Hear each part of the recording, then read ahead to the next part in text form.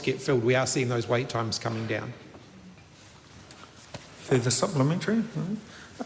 We now come to question number 6 in the name of Ivy Mitchell.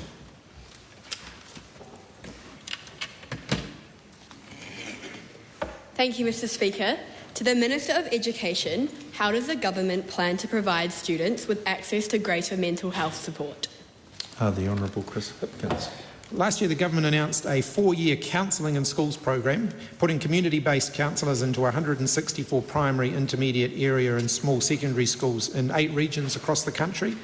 Eligible schools working with their students and communities decide what counselling support services they want and how they should be delivered. The Ministry of Education has received really positive feedback on that so far. We've also increased the large secondary schools guidance counselling staffing entitlement, which is used to employ guidance counsellors and others providing pastoral support.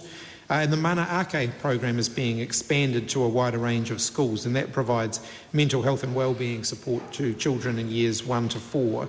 Last year we announced the expansion of Mana Ake into 5 additional health districts, so it'll be reaching around 195 primary and intermediate age school children.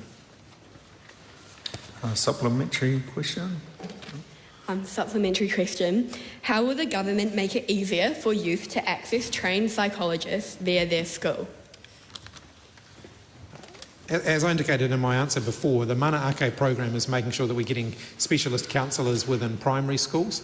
In secondary schools, the challenge is a bigger one because much of the resourcing around counselling in schools at the moment is provided through the school staffing entitlement, which is based on teachers. And there's a specific component in the school staffing entitlement for guidance counselling staff. At the moment, the way the current collective agreement for teachers works, those positions have to be filled by registered teachers, which means that they're not necessarily people who are trained in mental health and wellbeing specifically, although extra training and support is available to them. So that is an area that the government is working on. It's not something that we've made specific decisions on, but it's certainly something that we're aware that we could do some more work in that area, and we are.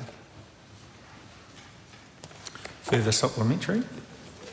Supplementary question. How will the government remove barriers that youth face when accessing mental health services at school?